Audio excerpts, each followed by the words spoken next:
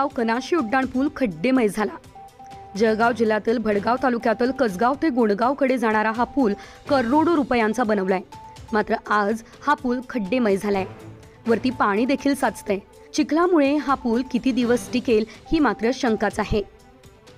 पुलासाठी आमदार किशोरप्पा पाटील यांनी अनेक प्रयत्न करून हा पूल पूर्ण केला। याआधी पालकमंत्र्यांनी देखील यासाठी जीवाचं रान केलं आणि ठेकेदाराला हे काम दिलं, पण या ठेकेदारानं आपलं काम निकृष्ट दर्जाचं केल्याचं चित्र आहे। आता यावर वरिष्ठ अधिकारी आणि आमदार किशोर पाटील लक्ष देणार का, ही चर्चा वाहनधारक आणि कसगाव कोंडगाव कनाशी येथील नागरिक विचारताय।